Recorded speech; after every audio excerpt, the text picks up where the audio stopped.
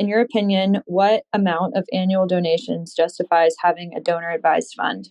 A follow-up question to that is we currently do the standard deduction for our taxes, and I'm wondering if we should use a donor advised fund in order to alternate between standard and itemized deductions each year. We currently donate about $13,000 a year, and we have a brokerage account with about $15,000 in appreciation. Thank you. All right, on to this question. Donor advised fund.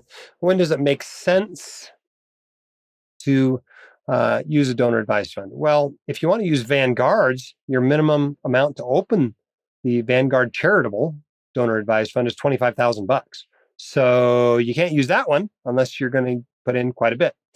At Fidelity, it's as low as $5,000. DAFI, the company we were talking about on the podcast last week, $10 minimum. So they even have a specific category for people with less than $100 in their donor advised fund. So there's really no minimum. But you have to be careful which donor advised fund you select. When would I start bothering with it? Well, it depends on what you want to do with it. If you're just trying to anonymize your donations and maybe get a little bit of convenience there with them, and you're going to use DAFI or you can, use Fidelity or something, start it with 5,000 and maybe not have that much in there after a while, then I think it's fine, to just do it with, $1,000 or $2,000 or a few $100s or whatever. And that'll help you, stay anonymous with your donations, only have one receipt to keep track of. I think that would be perfectly fine.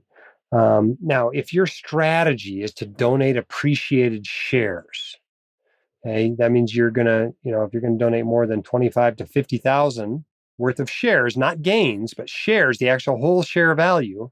If you're going to donate more than that in your lifetime, you're going to be at the top tier of DAFI, which is $240 a year, which is about the minimum amount you can pay at Vanguard as well.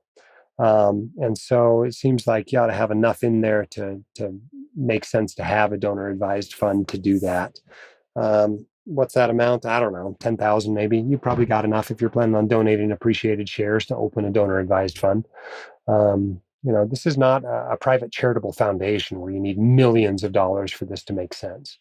A donor advised fund can make sense with just a few thousand. So, it sounds to me like you're a charitable person, you got appreciated shares in your taxable account.